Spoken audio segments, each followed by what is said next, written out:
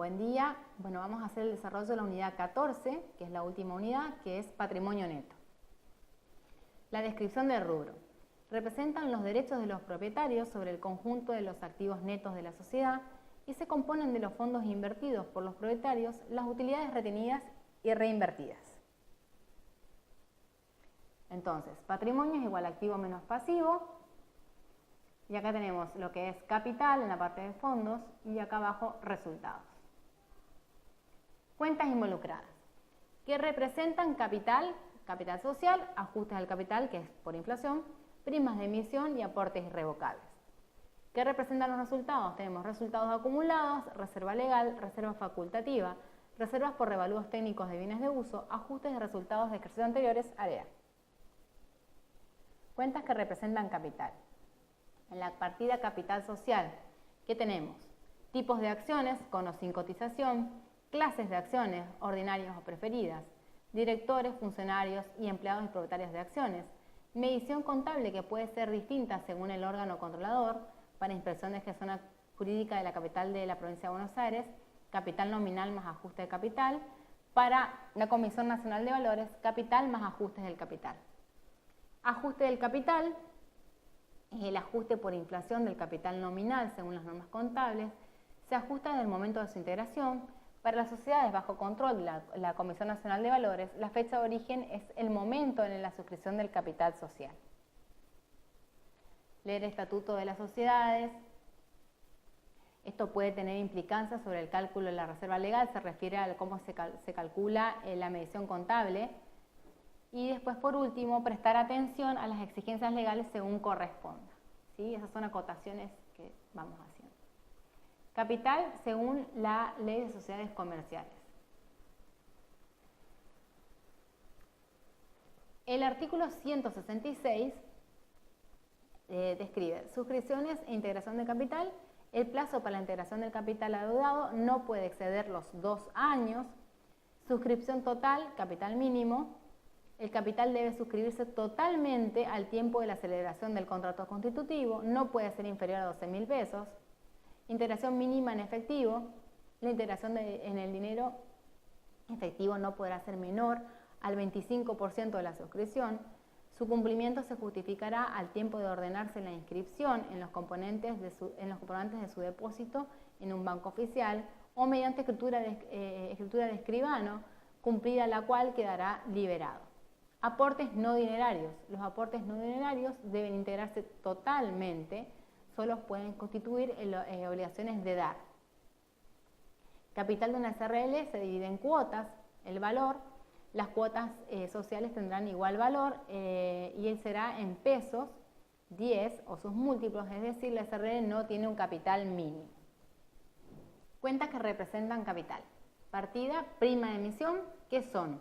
En ocasiones pueden tener lugar la suscripción de acciones con la constitución de primas de emisión que tienen por objetivo mantener la proporción de las tenencias. Representan entonces el exceso de capital nominal e integran el patrimonio. Se exponen a su valor expresado en moneda homogénea al cierre. Primas de emisión, aclaraciones. Concepto.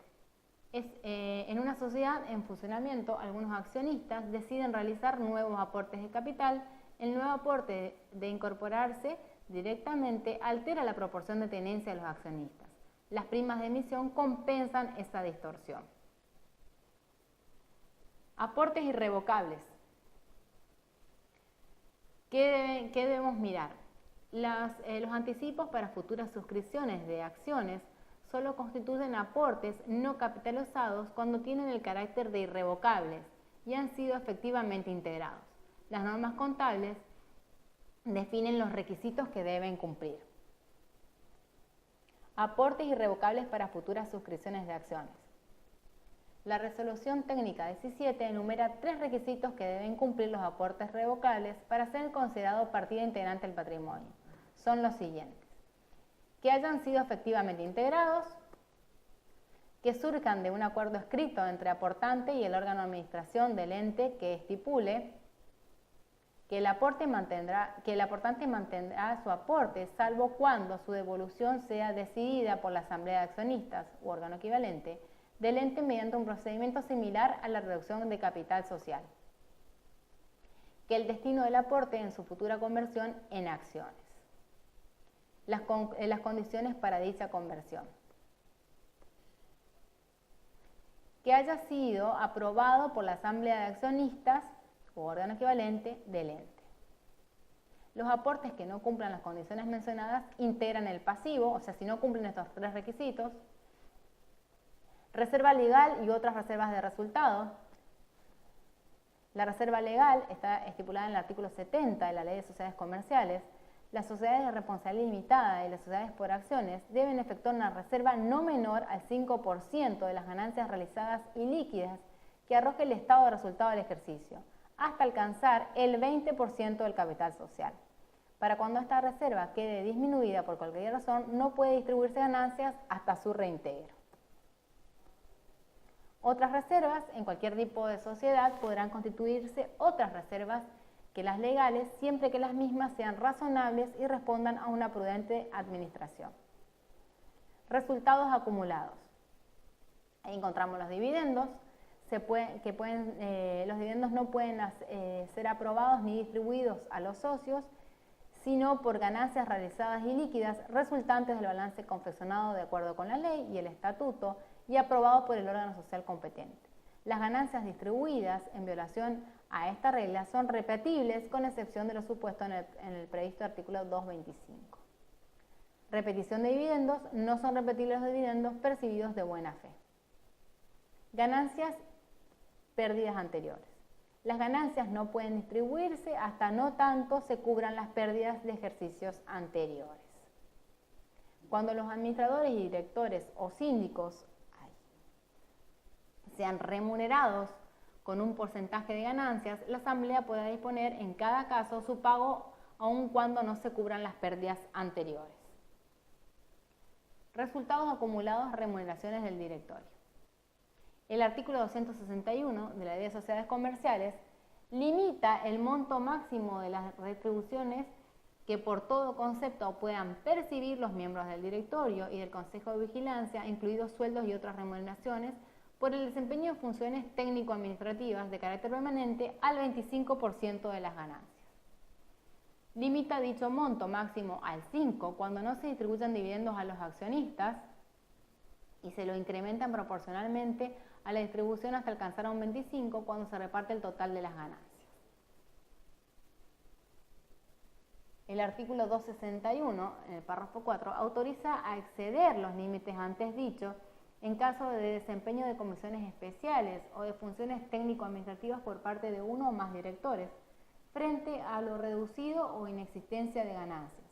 En este caso, solo podrán hacerse efectivas tales remuneraciones en exceso si fueran expresamente acordadas por la Asamblea de Accionistas o cuyo efecto deberá incluirse el asunto como uno de los puntos del orden del día.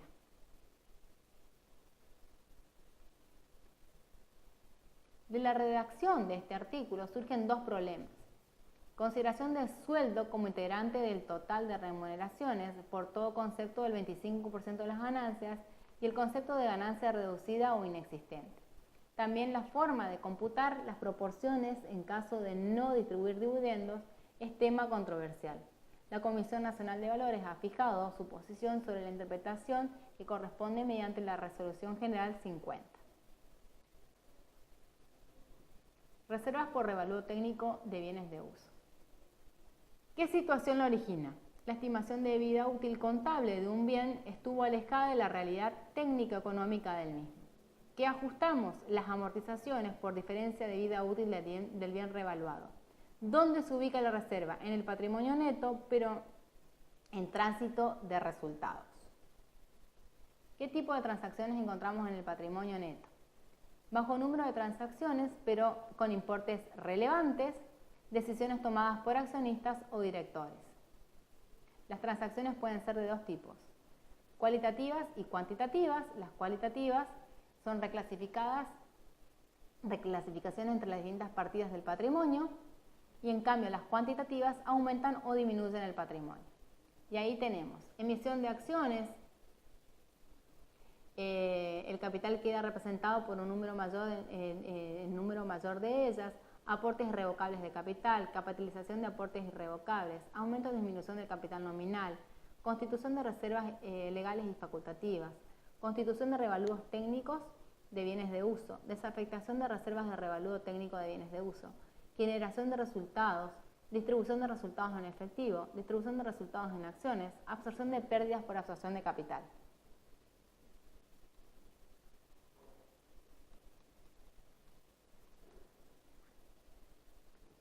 Áreas de riesgo.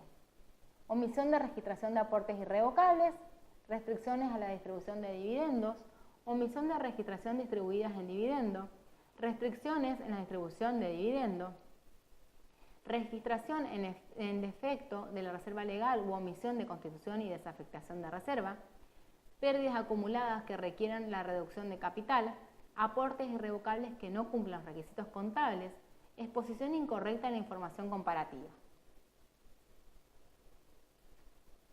Normas contables, expresión de datos básicos. La RT 8 y 9 hablan respecto de la exposición. El estado de evolución de patrimonio neto es uno de los 4 estados. Acá dice el tipo de estado es evolutivo, parte de saldos iniciales, agrega las transacciones y obtiene un saldo final. Debe expresarse en moneda homogénea o un múltiplo de esa moneda, puede efectuarse el redondeo de cifras no significativas, indicará la moneda en la que está expresado. En ejercicios completos corresponde al ejercicio precedente, periodos intermedios corresponde a periodos equivalentes a ejercicios precedentes. Entes no incluidos en el artículo 299 deberán presentar información comparativa de estados de flujo y estados de flujo efectivo. Dados los ejercicios anteriores, se preparará y expondrá según los criterios utilizados para el periodo corriente. Los datos comparativos podrán diferir de los expuestos en los estados contables originales. ¿A qué corresponden? Son ajustes provenientes de la corrección de errores producidos en ejercicios anteriores o del efecto de los cambios realizados en la aplicación de normas contables. Se debe además describir el método anterior, el nuevo y justificar el cambio. En las notas. Información comparativa. Debe adecuarse en las cifras correspondientes al estado de situación patrimonial del ejercicio precedente cuando existan modificaciones de ejercicios anteriores que lo afecten, a solo efecto de su presentación comparativa en la información del ejercicio. ¿Dónde se expone? Deben exponerse corrigiendo el saldo inicial de resultados no asignados. Puede hacerse una nota o referencia en ella en el estado de evolución de patrimonio neto. Se debe describir la modificación y sus efectos en la información complementaria, o sea, en las notas. Se le presentan a efectos comparativos netas de efecto del impuesto a las ganancias. Resolución técnica número 16, concepto. Cuando se presenta información consolidada de sociedades controlantes y sociedades controladas, las participaciones minoritarias en el capital de la controlada no integran el pasivo del grupo económico en tanto éste no haya asumido la obligación de entregar recursos o prestar servicios a los accionistas controlantes. No forman parte del patrimonio de la controlante porque no representan derechos de los accionistas de ésta. Por lo tanto, en los casos de ecuación sería la siguiente: patrimonio neto igual a activo menos pasivo menos participaciones minoritarias en controlada. Valuación. La RT17 respecto a la AREA da como que no se computará la AREA cuando cambien las estimaciones contables como consecuencia de la obtención de nuevos elementos de juicio que no estaban disponibles al momento de la emisión de estados contables correspondientes a dichos ejercicios. Cambien las condiciones preexistentes o ocurran situaciones que no son claramente diferentes de lo acaecido anteriormente. Acciones preferidas y preferidas rescatables. Integran el pasivo cuando sus cláusulas de emisión directa o indirectamente obligan al emisor a su rescate o bien otorgan al tenedor el derecho a solicitar su rescate por un importe determinado o determinable a una fecha fija o determinable. Las acciones preferidas rescatables a opción del emisor integran el patrimonio neto mientras la opción no haya sido decidida o pueda ser efectivamente ejercida. Validación del rubro.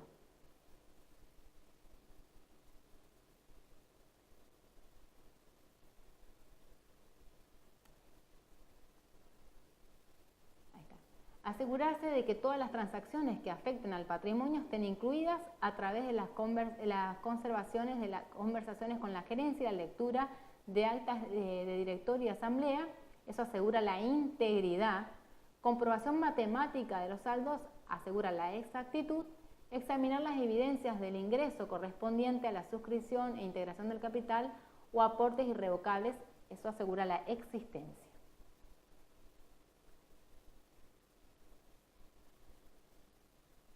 Examinar constancias de distribución de utilidades asegura la existencia. Verificar las decisiones de los órganos societarios asegura la existencia. Examinar la documentación, eso habla del corte de documentación. Examinar documentación y efectuar revisiones analíticos, se necesita el corte de documentación. Verificar la adecuada reexpresión de las partidas, eso es respecto de la evaluación. Verificar la existencia o restricciones legales, reglamentarias o contractuales para la distribución de utilidades, derechos y obligaciones. Bueno, los libros societarios los podemos dividir en dos, los sociales y los contables. Los sociales tenemos acta de asamblea, acta de directorio, registro de asistencia y asamblea y depósito de acciones y registro de acciones. En los contables tenemos el diario, inventario y balance y los subdiarios que son optativos.